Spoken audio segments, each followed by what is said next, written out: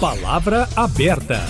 É viável para o Brasil dar mais dias de folga para o trabalhador? A pergunta foi feita durante toda esta semana no país após a deputada federal Érica Hilton, do PSOL de São Paulo, conseguir as assinaturas suficientes para apresentar no Congresso uma proposta que altera a Constituição. A PEC do fim da escala 6x1 prevê a implantação da escala 4x3, ou seja, 4 dias de trabalho e 3 de folga, em vez de 6 de trabalho e 1 dia de descanso por semana, como é previsto hoje na legislação. O assunto provoca uma divisão enorme de opiniões entre trabalhadores e empresários. Para debater os pontos positivos e negativos do texto, Kátia Pereira e eu, Eustáquio Ramos, estamos recebendo agora no Palavra Aberta o presidente da FIENG, a Federação das Indústrias de Minas Gerais, Flávio Roscoe. Olá, presidente, obrigado pela presença.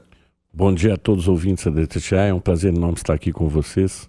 Muito obrigado por nos receber. Obrigada pela presença. Estamos recebendo também o advogado trabalhista Humberto Marcial, que é diretor do Instituto de Defesa da Classe Trabalhadora. Bem-vindo ao Palavra Aberta. Bom dia. Bom dia, Kátia. Bom dia, Eustáquio. Bom dia, Flávio. Bom dia, ouvintes da Rádio Itatiaia. Começando justamente com você, doutor Humberto, por que mudar a legislação em termos dos dias de folga para o trabalhador? Por que é viável isso para o empregado, para quem tem a carteira assinada? Essa pergunta também foi muito feita, Eustáquio, quando se discutia a abolição da escravatura. Ela também foi muito feita quando se discutiu a fixação de um salário mínimo para a classe trabalhadora. Ela foi muito feita também quando se discutia a implementação do 13º para os trabalhadores. E, por fim, na Constituição Federal de 1988, houve um grande debate entre os constituintes, que era a redução da jornada não para 44, mas de 48 para 40 horas semanais. Passou a redução para 44 horas semanais e a gente viu que o país sobreviveu, que nós sobrevivemos a todas essas mudanças, a todas essas evoluções em prol da classe trabalhadora. Aí, doutor Humberto, inicialmente, como a proposta ainda não está muito detalhada, né? Houve a coleta de assinaturas, o assunto agora vai ser debatido como PEC, proposta de emenda à Constituição, passa pela CCJ, comissão especial, votação em 2 turnos na Câmara dos Deputados, pelo Senado, ou seja, ela pode sofrer enormes mudanças, né? Mudanças até profundas. Mas do jeito que está, e aí muita gente se perguntou, como que seria essa escala 4x3? Significa que eu posso, ter 3 dias de descanso durante a semana. Mas aí eu trabalho, por exemplo, segunda, terça, quarta e quinta, e folgo sexta, sábado e domingo. Muita gente pode gostar. Ou então o contrário, eu vou folgar na terça, quarta e quinta e trabalho inclusive o sábado e o domingo. O que pode ficar mais claro em relação a isso? Nada está tão claro em relação a esse aspecto ainda. Acho que, primeiramente, o que nós temos que desmistificar é que não se trata de um projeto ideológico, não se trata de um projeto político-partidário, e a gente viu, inclusive, um senador da extrema-direita defender e assinar, e defender a proposta em plenário. Então, a partir desse ponto, nós afastando aí a discussão sobre ideologia, o que nós temos que entender na aplicação é que o mais importante é a abertura do debate sobre a jornada exaustiva e que adoece para os trabalhadores. Se ela vai ser implementada na 4x3, 5x2, vai ser um debate que vai avançar no Congresso Nacional e lá é o local de se fazer essa discussão. Tem-se falado bastante de que deveria ser discutido em outros meios também, mas o Congresso Nacional é fundamental que ele debata esse assunto, que ele escute a sociedade e que a partir daí se alinhe um encaminhamento que vá ser benéfico a todos. Essa proposta de 4x3 é uma das propostas que estão sendo discutidas. Tem um projeto anterior de 2015 que também vai voltar à pauta com certeza, do Paulo Paim. Mas sabemos que o Brasil é onde tem uma das maiores jornadas de trabalho do mundo e sabemos o alto nível de adoecimento. Com certeza virá para beneficiar toda a classe trabalhadora. Presidente da FIENG, Federação das Indústrias de Minas, Flávio Roscoe, por que essa proposta de mudança ela tem tanta resistência dos empresários? Eu acredito que a resistência é devido ao fato que ela vira uma imperiosidade da lei, né? Hoje o que nós temos no Brasil é a livre negociação entre trabalhadores e empregados. Aquelas categorias que podem ter uma carga menor, elas têm uma carga menor e isso é negociado entre trabalhadores e empregados. Quando a Constituição, ou seja, uma PEC, na Constituição vai dizer que ninguém no Brasil pode trabalhar além do 4x3, por exemplo, que é a proposta em questão, você limita a todos os brasileiros, já que está na Constituição, qualquer outra jornada que, porventura, seja diferente desta. E o fato concreto é que hoje o correto é a negociação entre as partes. Nós não estamos mais no estado tutelar de 200 anos atrás. Já há uma liberdade no mercado de trabalho muito grande. A liberdade só não é maior por conta que nós temos uma legislação arregada, que justamente engessa tudo e ainda tenta conter. E nós estamos aí reforçando. E eu concordo com o Humberto que devidamente não é um debate ideológico, é um debate populista. Nós temos populistas na esquerda e nós temos populistas na direita. Esse é um debate populista, em que se vende para a população algo de bem, sem dizer as consequências. Por exemplo, o que vai acontecer com a escola do seu filho? Se a jornada for 4x3, vai ter aula de segunda a quinta? Ou a escola vai ter o dobro de número de professores para dar de segunda a quinta e também professores para dar aula sexta-feira? Consequências econômicas, de que o senhor pode falar pra gente? Consequências econômicas, nós estamos falando, se a gente transferir, se isso gerar numa perda de produtividade, que obviamente numa canetada você está querendo reduzir em mais de 20% a jornada de trabalho. Obviamente é perda de competitividade, já que o salário permanece o mesmo. Se a gente transferir 10% da produção industrial para outros países, que vão ter competitividade similar, porque não estão passando legislações como essa, 10% só da produção industrial, nós estamos falando de 300 bilhões de prejuízos para o PIB do Brasil, só na área industrial. Eu não estou analisando o impacto em outras áreas. O Brasil já é o país que o trabalho custa muito, porque nós já temos um encargo enorme sobre o trabalho. Você tem profissões que hoje você já não encontra profissionais para executar. Nós estamos no nível de pleno emprego, já que os programas sociais hoje tem a característica de impedir que as pessoas transitem no mundo do trabalho, porque se você está no programa social, você não pode ser empregado. Se você for empregado, você sai do programa social. Você não pode ter suspenso o seu direito enquanto você está no trabalho, que na minha leitura seria a maneira mais adequada para transigir o programa social com o mercado do trabalho. Então, a medida dessa, abrupta, por exemplo, onde nós vamos arrumar os trabalhadores, por exemplo, para um hospital, ou, por exemplo, para atender, já que nós estamos com pleno emprego. De onde vai vir esse contingente que vai substituir esses 25% ou 30% de horas que deixarão de existir do dia para a noite? Então, o debate, na minha perspectiva, ele tem que ser muito mais amplo, e é óbvio que as tendências é que no mundo do trabalho, de maneira gradativa, você vai reduzindo a jornada de trabalho, como já acontece em vários segmentos. Vai flexibilizando, eventualmente home office. Mas você fazer isso por força imperiosa de uma lei que muda inclusive a Constituição, sem se atentar a detalhes de determinadas especificidades de funções regionais e até mesmo de operações diferentes, é um equívoco extraordinário. E comparar isso, e aí, doutor Humberto, eu entendo a eloquência do argumento com a escravidão. Não as pessoas trabalham se quiserem, elas podem trocar de emprego, elas podem optar por outro emprego. Se o emprego trabalha mais horas, ele provavelmente remunera melhor, a pessoa pode trabalhar por... E não é por caneta que nós vamos criar trabalho, nem renda para as pessoas. Doutor Humberto Marcial, o senhor usou a expressão jornada exaustiva.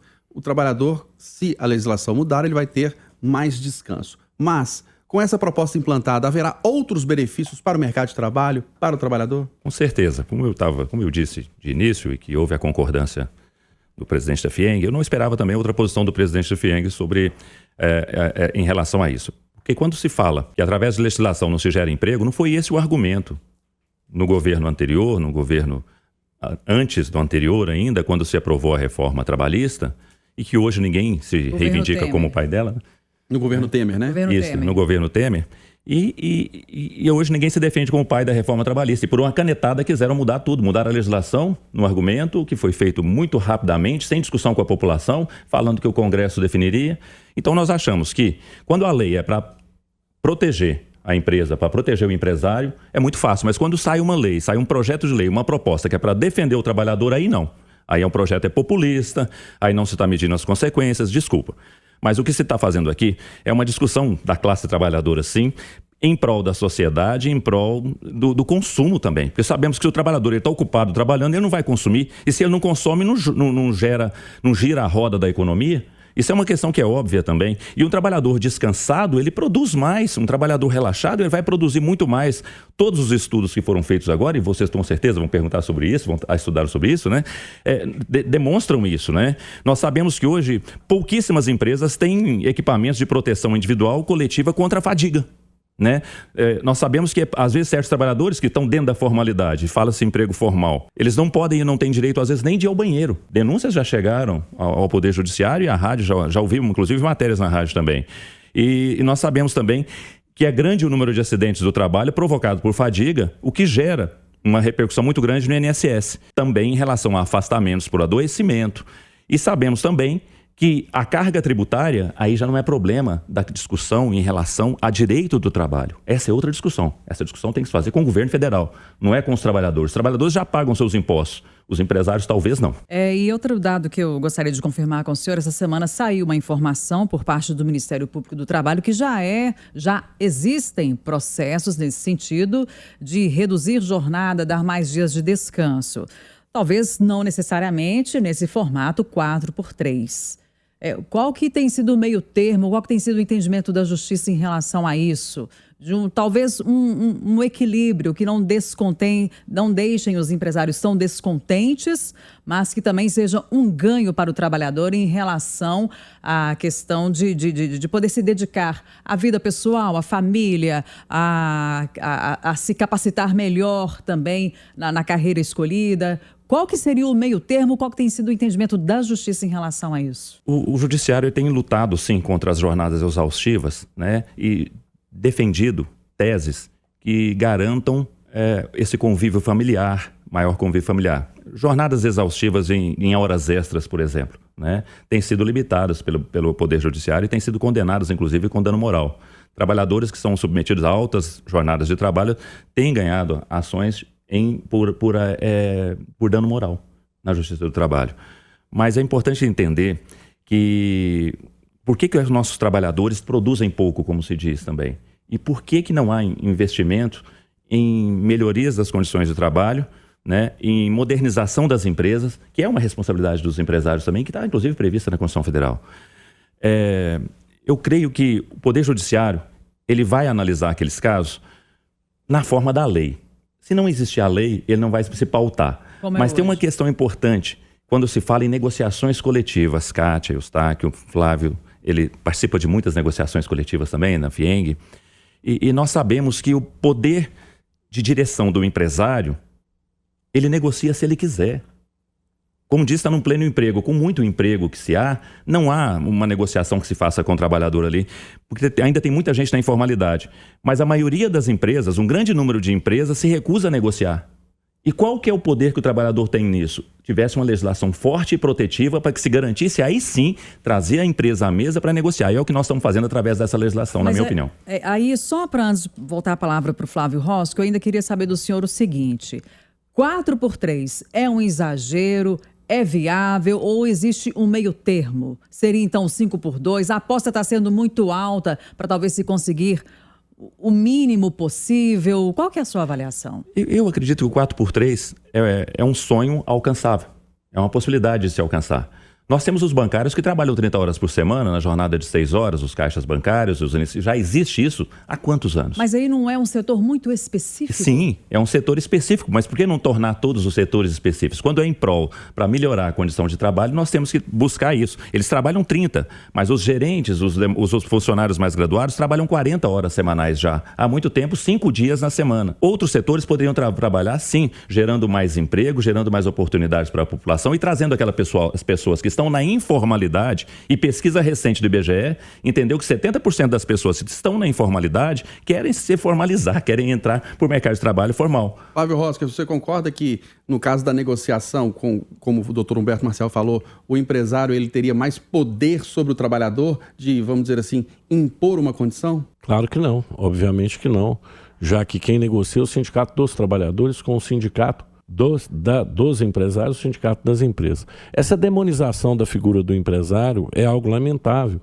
já que o empresário, ao fazer sua iniciativa, que contrata os trabalhadores, que inclusive em conjunto com os trabalhadores, que gera a economia, né? Então é um equívoco enorme falar de maneira generalizada contra empresários, que empresários não façam isso, empresários não fazem aquilo. Atualizar, modernizar a empresa, todo empresário quer fazer. Olha aqui a Rádio Itatiaia, as instalações modernas, quando há condição, ela é feita no máximo da extensão da atividade empresarial, porque é interessante para a empresa. A empresa competitiva, ela é produtiva. Dizer que o empresário não quer modernizar suas instalações é um equívoco de quem não conhece de maneira profunda a natureza da atividade empresarial, que é aumentar a produtividade e aumentar a renda da sua empresa. Dessa maneira, vai ter mais impostos para a sociedade.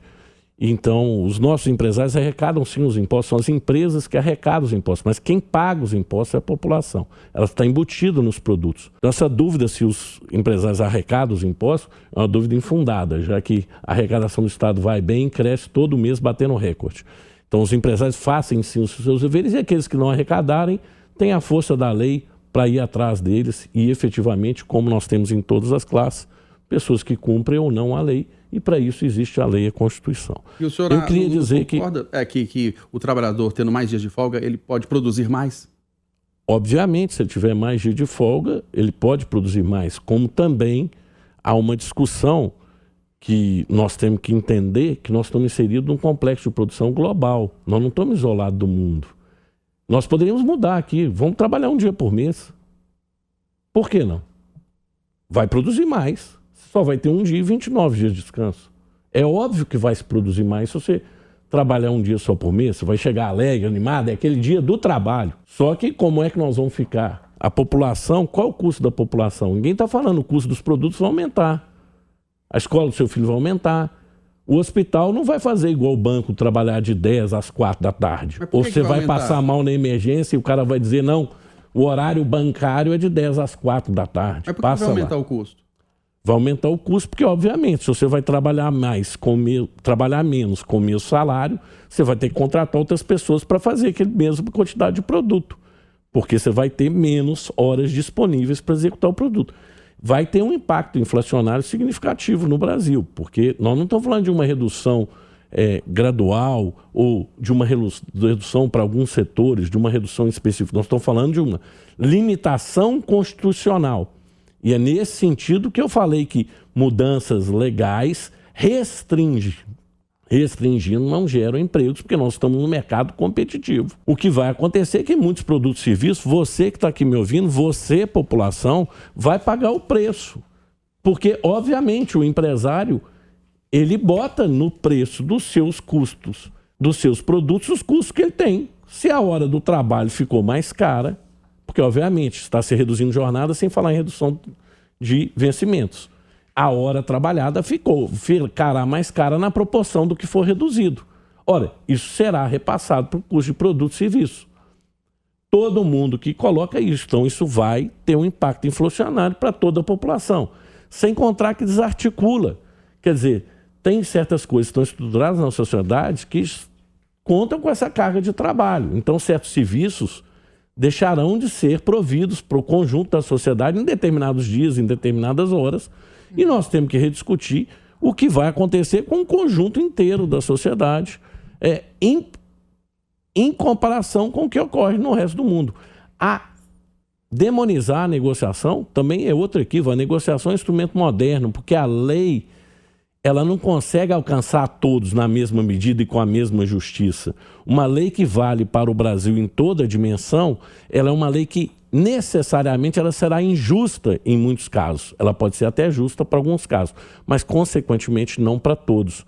Por isso a negociação é um instrumento adequado. E o funcionário hoje que não está satisfeito no ambiente de trabalho, ele pede demissão e vai para outro. Nós temos hoje o Brasil, o governo, esse governo que está aí, alega que há pleno emprego no Brasil. E de fato há. As pessoas que estão no mercado informal não estão procurando trabalho formal, porque senão elas estavam no índice de desemprego. Elas não estão procurando trabalho formal, elas estão preferindo ficar na informalidade e estar nos programas de assistência social do governo. Essa é uma realidade e o que nós temos hoje, o empregado que se prepara, se adequa, ele trabalha onde ele quer trabalhar. Há plena oferta de emprego que nós vemos hoje. Dificuldade de contratação no conjunto de empresas. Quase todas as empresas hoje têm vagas em aberto sem ter procura por funcionários no interesse de preencher essas vagas. Por isso mesmo que nós estamos no pleno emprego. Humberto Marcial, nas suas considerações finais, essa PEC é só um fato da semana, ou realmente esse assunto vai avançar? Tem condição para que ela seja votada, aprovada? E outra coisa, a gente sempre vai poder comparar, que isso é muito comum a gente fazer, a situação do Brasil com países da Europa, na França, por exemplo, onde há um regime de mais folgas para o trabalhador? Excelente ponderação, Kátia. A Constituição Federal, ela, nesse artigo específico que está tratando dessa alteração, ele diz o seguinte, que é direito do trabalhador urbano e rural, além de outros que visem a melhoria de sua condição social, a duração do trabalho normal não superior a determinada jornada ali. Como eu disse, foi uma luta muito grande para reduzir em 4 horas a jornada de trabalho ali na Constituição Federal. E se constitucionalizou esse texto.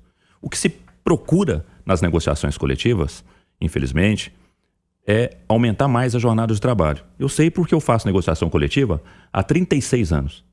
Eu sento à mesa com negociadores há 36 anos, da indústria, do comércio, do setor bancário e financeiro, que eu advogo para bancos, para bancários. E ali o que a gente vê todo ano é a tentativa de aumentar a jornada de trabalho, de unificar a jornada em 8 horas diária. A gente não vê nenhuma, às vezes, discussão sobre a redução dessas jornadas de trabalho ou da melhoria efetiva das condições. Conseguimos implementar grandes cláusulas em negociações coletivas sobre saúde do trabalho, porque isso o Poder Judiciário ainda utiliza e tem autonomia para utilizar através da CLT, através das normas constitucionais que aqui falam também, e das próprias NR, a 17, por exemplo. Então, o que se tem, e o debate está feito e está aberto, isso é o mais importante. E dizer que o trabalhador não quer se formalizar, não quer trabalhar, não quer um emprego formal, na minha opinião, não condiz com a realidade que talvez seja enxergada por outras pessoas.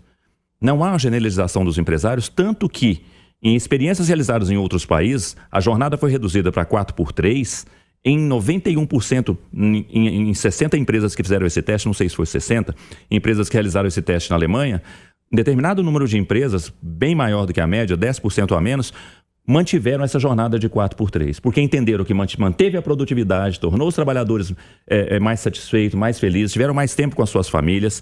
E as questões de adequação à jornada nos hospitais, ninguém vai ficar sem atendimento médico. A sociedade vai ser atendida por um profissional menos cansado, não vai ser aquele da 12x36, talvez ali, né, que trabalha em 2, 3 empregos. Né? Então, nós temos que pensar enquanto sociedade. Veio para ficar esse debate. Esse debate veio da sociedade. O Rick Azevedo, e vocês já publicaram sobre o Rick Azevedo, né? Um balconista de farmácia que no dia de folga seu recebeu uma mensagem no seu celular dizendo o seguinte: você podia chegar mais cedo amanhã no trabalho? Aí ele desabafou e surgiu esse movimento, o movimento Vida Além do Trabalho, que é muito interessante e que milhares e milhares de pessoas se sentiram alcançadas por aquela fala. E hoje são mais de 3 milhões de pessoas que já assinaram o abaixo-assinado em favor da alteração contra a jornada 6x1. E já temos hoje, eu ouvi na Itatiaia pelo menos, 236 assinaturas favoráveis à instalação do debate. E esse debate tem que vir à sociedade. E a sociedade tem que debater com toda certeza. Pois é, e o senhor acha que essa proposta vai avançar no Congresso Nacional? Não, a proposta já está... O projeto de lei já foi apresentado e está colhendo assinaturas no Congresso. Claro que vai haver um debate aprofundado. As minhas considerações são muito simples e claras, né?